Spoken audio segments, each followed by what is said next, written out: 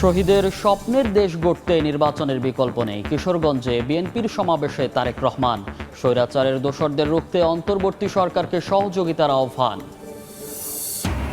জাতিসংঘ অধিবেশনে যোগ দিতে যুক্তরাষ্ট্রের বিশ্ব নেতারা। নিউ ইয়র্কের পথে ডক্টর মোহাম্মদ ইউনূস। প্রধান উপদেষ্টাকে স্বাগত জানাতে নানা আয়োজন প্রবাসীদের। পোশাক শিল্পে আবারও অস্থিরতা। দিনভর শ্রমিক বিক্ষোভের জেরে সাভার ও গাজীপুরে অর্ধশতাধিক কারখানা বন্ধ ঘোষণা। শিল্প এলাকায় নিরাপত্তা জোরদার।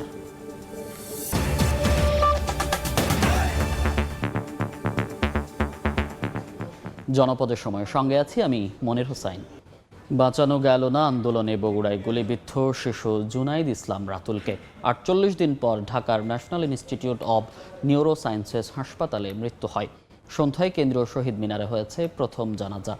পরে বৈষম্য বিরোধী আন্দোলনের সমন্বয়করা বলেন, জুলাই বিপ্লবে গণহত্যার বিচার নিশ্চিত না হওয়া পর্যন্ত আন্দোলন চলে। ৫ আগস্ট সকালে বোনের সঙ্গে বৈষম্য বিরোধী ছাত্র আন্দোলনে যোগ দেয় রাতুল। মিছিল নিয়ে ঝাউতলার কাছে পৌঁছালে পুলিশের গুলিতে আহত হয় সে। রাতুলের মাথায় ৪টি ছররা গুলি লাগে। গুরুতর অবস্থায় রাতুলকে নেওয়া হয় শহীদ জিয়াউর রহমান মেডিকেল কলেজ হাসপাতালে। সেখান থেকে তাকে ঢাকায় national institute of neuro sciences হাসপাতালে পাঠানো হয়। এদিন সন্ধ্যায় কেন্দ্রীয় শহীদ মিনারে অনুষ্ঠিত হয় রাতুলের জানাজা। এতে অংশ নেন আত্মীয় স্বজন সহ বিভিন্ন শ্রেণী পেশার মানুষ। অংশ নেন রাতুলের চিকিৎসকও। জানান রাতুলের সঙ্গে ঘটে যাওয়া নির্মমতা। নাভির উপর থেকে সমস্ত জায়গায় তার আঘাত, স্পেশালি ব্রেন। ব্রেনের একটা অংশ খুলিটা উড়ে গেছে গুলি দিয়ে। গুলি করার মধ্য দিয়ে একটা খুলি উড়ে গেছে, উড়ে গিয়ে ব্রেনের একটা অংশ নষ্ট হয়ে গেছে। তারপরেও ভালো হয়েছে সে। আর কিছু গুলি, সাররা গুলি যেটা বলি আমরা, ছোট ছোট পিলেট জাতীয় যে গুলিগুলো, এগুলো তার ডান পাশে বাম পাশে বুকের চারপাশে ঝাঁঝরা বলা যায়, কয়েক শত হাজার পার হয়ে যাবে, এরকমও হতে পারে। পেশেন্ট ডেভেলপও হয়েছে, উন্নতিও হয়েছে, কিন্তু লাস্ট পর্যায়ে আমরা আসলে ৪৮ দিন পরে। এদিকে বৈষম্য বিরোধী ছাত্র আন্দোলনের সমন্বয়করা জানান, জুলাই বিপ্লবে সব হত্যাকাণ্ডের বিচার নিশ্চিত করেই ঘরে ফিরবেন তারা। একজন মা যখন তার সন্তানের লাশ দেখে এবং সেই লাশ যখন তার বহন করতে হয়, এর চেয়ে বেদনার আর পৃথিবীতে কোনো কিছু হতে পারে না। একটা শহীদের বিচার যতদিন পর্যন্ত না হবে ততদিন পর্যন্ত আমরা মাঠে থাকবো। বৈষম্য বিরোধী ছাত্র আন্দোলন তাদের পাশে থাকবে। জানাজা শেষে রাতুলকে বহনকারী অ্যাম্বুলেন্স নিয়ে যাওয়া হয় বগুড়ার উদ্দেশ্যে। সেখানেই চিরনিদ্রায় শায়িত হবে ছোট্ট রাতুল। মনির হোসাইন, সময় সংবাদ, ঢাকা। সব হত্যার সুবিচার নিশ্চিতে আন্তর্জাতিক অপরাধ ট্রাইব্যুনাল আইনের সংশোধন করতে চায় সরকার। এজন্য আইন সংশোধনে ৮ দফা প্রস্তাব আইন মন্ত্রণালয়ের। বিশেষজ্ঞ সহ সবার মতামত নিয়ে আন্তর্জাতিক মানের বিচার হবে বলে জানিয়েছেন অন্তর্বর্তী সরকারের আইন উপদেষ্টা ডক্টর আসিফ নজরুল। বিকেলে রাজধানীতে এক মতবিনিময় সভায় একথা জানান উপদেষ্টা। রাজধানীর বিচার প্রশাসন প্রশিক্ষণ ইনস্টিটিউটে বিশিষ্টজনদের সঙ্গে আয়োজিত মতবিনিময় সভায় এসব প্রস্তাব উত্থাপন করা হয়। আমাদের একটা মনিটরিং সিস্টেম থাকা উচিত। এ সময় প্রস্তাবিত খসড়াকে সাধুবাদ জানিয়ে আরও কিছু প্রস্তাব দেন বিশিষ্টজনেরা। আমরা আশা করব আমরা স্বচ্ছ একটা বিচার প্রক্রিয়ার মাধ্যমে প্রত্যেকটা মানবাধিকার লঙ্ঘনের বিচারের আওতায় আনতে পারবো। যে রাজনৈতিক দল এই গণহত্যা সংগঠন করেছে তাদেরকে গণহত্যাকারী দল হিসেবে নিষিদ্ধ করার এই বিষয়টি আমরা নিশ্চিত করতে পারি, সেটি আমাদের পক্ষ থেকে আপনাদের প্রতি উদাত্ত আহ্বান থাকবে। ভিকটিম সাপোর্ট ইউনিটটাকে যদি আমরা ঠিকমতো কাজ না করতে পারি, আমাদের বিচার ব্যবস্থা নানা কারণে বাধাগ্রস্ত হতে পারে। তবে রাজনৈতিক দল নিষিদ্ধ সহ বেশ কিছু ইস্যুতে দ্বিমত জানান কেউ কেউ। আমরা কি লাস্ট ঘটনাগুলোকে ওয়ার বলেছি কি না? ওয়ার না বললে তো আমরা কনস্টিটিউশনাল প্রোটেকশন আইনে পাবো না। আমরা লেটেস্ট ইন্টারন্যাশনাল ল ফলো করার চেষ্টা করছি, রাইট? পলিটিক্যাল পার্টি ব্যানিং হয়েছে কবে? লেটেস্ট কোন ইন্টারন্যাশনাল লতে আপনি পাবেন না। এটা খুঁজে পাবেন সেই নিউরেমবার্গে আমলে। এটা করার অন্য জায়গা আছে, পলিটিক্যাল মার্চে সেগুলো ফাইট করবেন, যেগুলো লয়ের মধ্যে নিয়ে আসা উচিত না। এইটার বিচার করতে গিয়ে আমরা যাতে একজন আসামির প্রতিও সামান্যতম ইনজাস্টিস, আমাদের আইনের ভিত্তিতে কোনো ইনজাস্টিস যাতে না হয়, সেই ব্যাপারটা এনশিওর করার জন্য আমরা প্রতিশ্রুতিবদ্ধ থাকব। এ সময় অন্তর্বর্তী সরকারের আইন উপদেষ্টা ডক্টর আসিফ নজরুল বলেন, প্রতিশোধ নয় সুবিচারের জন্য আন্তর্জাতিক অপরাধ ট্রাইব্যুনাল আইনের সংশোধন করতে চায় অন্তর্বর্তী সরকার। আমরা এই চ্যালেঞ্জটা সম্পর্কে সম্পূর্ণ সচেতন আছি যে আমাদের এই বিচারটা সবার কাছে গ্রহণযোগ্য হতে হবে। আমরা সচেতনভাবে কোনো রকম কোনো অন্যায় করব না, অচেতনভাবেও করতে চাই না। সেজন্য সারাক্ষণ আপনাদের ওয়াচডগের মধ্যে থাকবো। সবার মতামত যাচাই বাছাই করে খসড়া প্রস্তাব চূড়ান্ত করা হবে বলেও জানান আইন উপদেষ্টা। এটার প্রতিফলন আপনারা আমাদের বিচার কার্যের মধ্যে দিয়ে দেখবেন। সানবীর রূপল, সময় সংবাদ, ঢাকা। স্বৈরাচারের দোসররা বসে নেই উল্লেখ করে ষড়যন্ত্রকারীদের রুখতে অন্তর্বর্তী সরকারকে সহযোগিতার আহ্বান জানিয়েছেন বিএনপির ভারপ্রাপ্ত চেয়ারম্যান তারেক রহমান।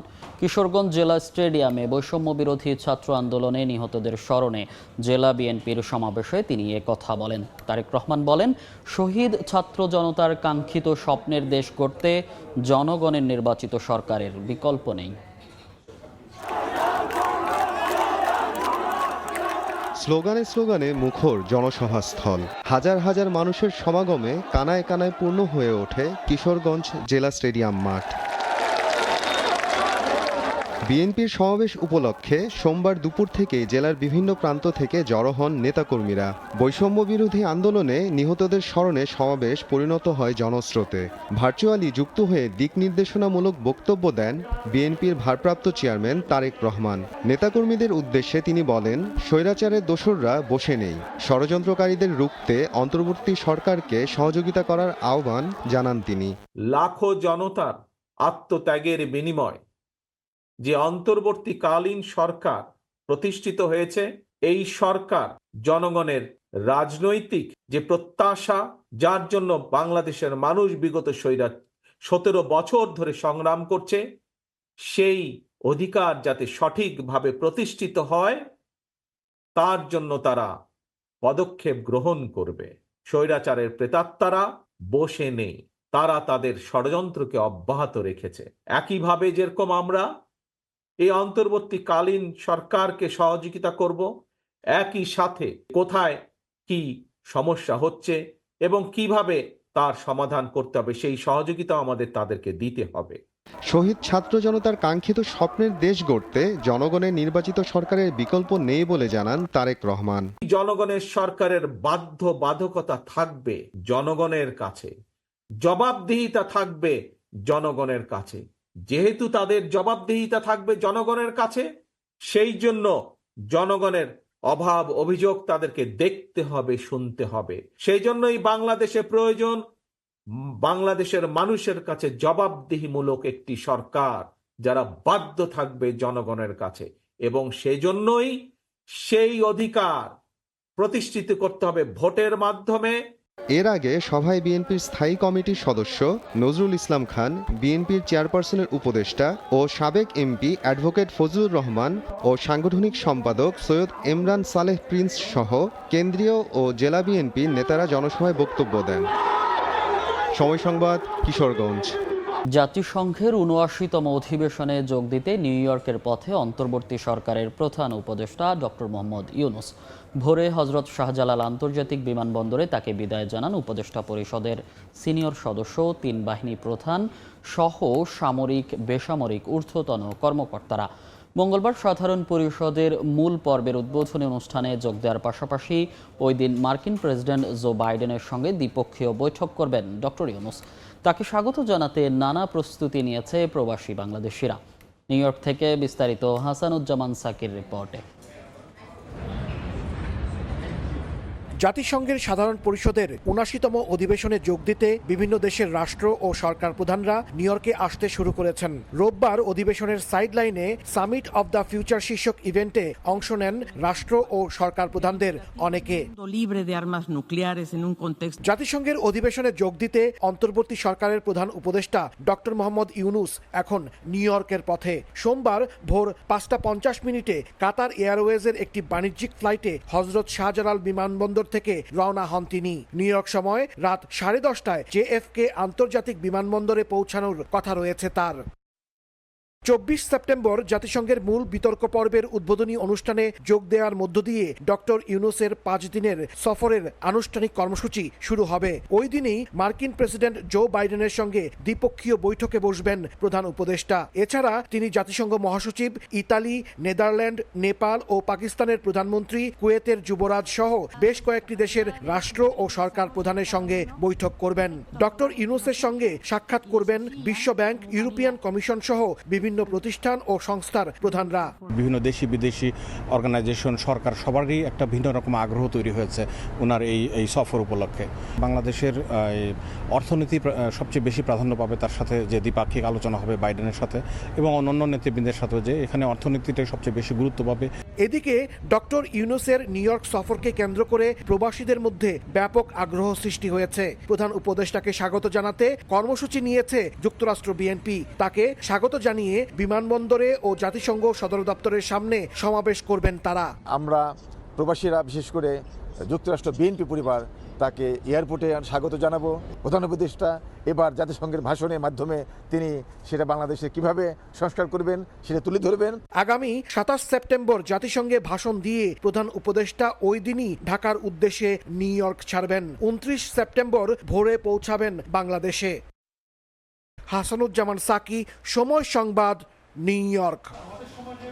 বাংলাদেশি অনুপ্রবেশকারীদের উল্টো করে ঝুলিয়ে সোজা করা হবে।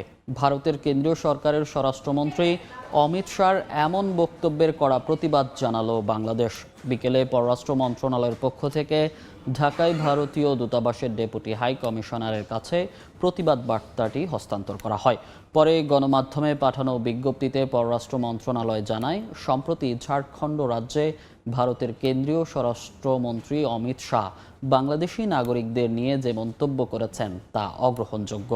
ভারত সরকারকে বার্তা দিতে ওই প্রতিবাদে জানানো হয়, বাংলাদেশ এমন মন্তব্যের জন্য অসন্তুষ্ট। দায়িত্বশীল ব্যক্তিরা প্রতিবেশী দেশের নাগরিকদের নিয়ে এমন মন্তব্য করলে পারস্পরিক সৌহার্দ্যের সম্পর্কে প্রভাব পড়ে বলেও জানিয়েছে পররাষ্ট্র মন্ত্রণালয়।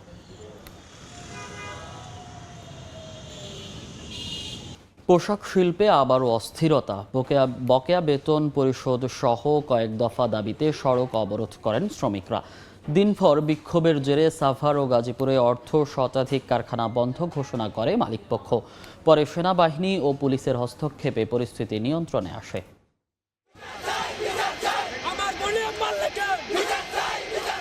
আবারও বিক্ষুব্ধ পোশাক শ্রমিক। সাভার গাজীপুরের শিল্পাঞ্চলে অস্থিরতা বিরাজ করছে। সোমবার সকালে বকেয়া বেতনের দাবিতে কয়েক দফা টঙ্গীতে সড়ক অবরোধ করেন গাজীপুরের বিভিন্ন পোশাক কারখানার শ্রমিকরা। টঙ্গী ও বাঘের বাজার এলাকায় 12 দফা দাবিতে আন্দোলন করেন তারা। এতে সড়কে যানজট সৃষ্টি হলে ভোগান্তিতে পড়েন যাত্রী ও চালকরা। পরে পুলিশ ও সেনাবাহিনী ঘটনাস্থলে গিয়ে পরিস্থিতি নিয়ন্ত্রণে আনেন। বিশৃঙ্খলা এড়াতে গাজীপুরের 13টি কারখানা অনির্দিষ্টকালের জন্য বন্ধ ঘোষণা করে কর্তৃপক্ষ। সন্তান আছে, তাদের স্কুল খরচ দেওয়া লাগে। মালিকেরা আমরা অনেক জায়গায় গেছি, কোনো বিস্তার আমরা পাই না। আমরা যতদিন টাকা না পাবো ততদিন আমরা রাস্তায় থাকবো, না খায় থাকবো। আমাদের যত পাওনা দানি আছে সবকিছু আমাদের দিব। তারপরে যদি মালিক ফ্যাক্টরি চালায় 7 কর্মদিবসের ভিতরে বেতন দিয়ে দিতে হবে। এদিন সাভারের আশুলিয়ার নরসিংহপুর এলাকায় অন্তত 6,000 শ্রমিক কর্মবিরতি দিয়ে বিক্ষোভ করেন। এক পর্যায়ে টঙ্গী আশুলিয়া ইপিজেড সড়ক অবরোধ করে বকেয়া বেতন দাবি করেন তারা। খবর পেয়ে পুলিশ ঘটনাস্থলে পৌঁছে পরিস্থিতি নিয়ন্ত্রণে আনে। আমরা চেষ্টা করতেছি মালিকের সাথে শ্রমিকের সম্মিলনটা ঘটায় দেওয়া, যাতে দুই পক্ষ বসতে পারে, একটা পরিবেশ হয়, দুই পক্ষ বসে তাদের কথাবার্তাগুলো ক্ষোভ যা আছে, যার যাই আছে কথাটা বলতে পারে, নিজেদের মধ্যে যে দূরত্বটা এটা যেন ঘুচাইতে পারে। বিক্ষোভ নিয়ন্ত্রণে সাভারে অর্ধ শতাধিক কারখানা অনির্দিষ্টকালের জন্য বন্ধ ঘোষণা করে কর্তৃপক্ষ। চন্দ্র বিশ্বাস, ববি, সময় সংবাদ। জনপদের সময় আরও থাকছে। কয়লা ভিত্তিক তাপবিদ্যুৎ কেন্দ্র যেন গলার কাঁটা। দূষণের কবলে পটুয়াখালীর বিস্তীর্ণ অঞ্চল। উন্নয়ন প্রকল্পে অর্থ ব্যয়ে সতর্ক সরকার, জানালেন উপদেষ্টা এম সাখাওয়াত। আন্তর্জাতিক বিশেষজ্ঞদের নিয়ে ইসলামী ব্যাংক সহ 3 ব্যাংকে শুরু হচ্ছে টাস্কফোর্সের নিরীক্ষা কার্যক্রম। পরে তারল্য সংকটে থাকা আরও 6 ব্যাংকেও একইভাবে নিরীক্ষা করা হবে। বাংলাদেশ ব্যাংক কার্যালয়ে টাস্কফোর্সের দ্বিতীয় বৈঠক শেষে এই কথা জানিয়েছেন governor doctor Ahsan H Mansur. Bangladesh ব্যাংকের থেকে 4 জন 6 জন 3টে ব্যাংক এইভাবে দেব।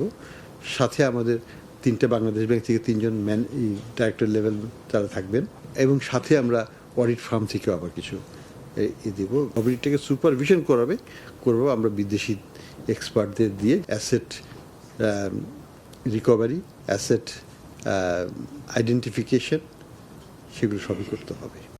পায়রা বন্দরের বিভিন্ন প্রকল্পের টাকা 100% সঠিকভাবে ব্যবহার নিশ্চিত করা হবে বলে জানিয়েছেন নৌপরিবহন, বস্ত্র ও পাট মন্ত্রণালয় উপদেষ্টা doctor M Sakhawat Hossain.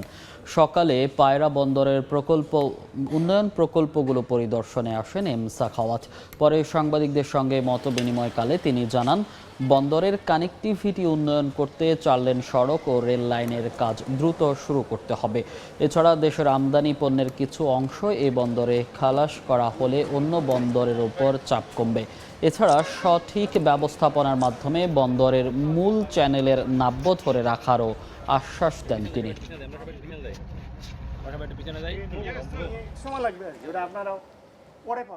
Railway line এবং রাস্তা যদি না হয় তাহলে এই পোর্টের ভায়াবিলিটি খুব ডিফিকাল্ট হবে। আশা করি সেটা হবে। আপাতত কোনো কারণে স্লো হয়ে গেছে, হয়তো এগুলো প্ল্যানিং হয়ে আছে, সেগুলো হবে। একটা পোর্ট হয়েছে 14 বছর, আরও ভালো হতে পারতো কিনা আই ডোন্ট নো। অতীতে আর যাওয়ার দরকার নাই, কারণ অতীত দিয়ে কোনো লাভ হবে না। এটাকে এখন যাতে ভায়াবল হয় সেটা সব দিক থেকে আমাদের চেষ্টা করতে হবে। জনপদের সময়ের শীর্ষ সংবাদগুলো জানিয়ে দিচ্ছি আরেকবার। শহীদের স্বপ্নের দেশ গড়তে নির্বাচনের বিকল্প নেই, কিশোরগঞ্জে বিএনপির সমাবেশে তারেক রহমান।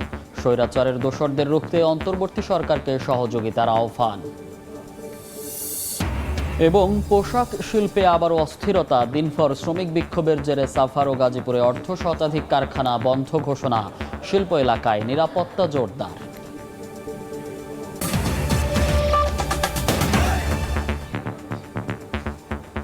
এই ছিল জনপদের সময়। সঙ্গে থাকুন সময়ের।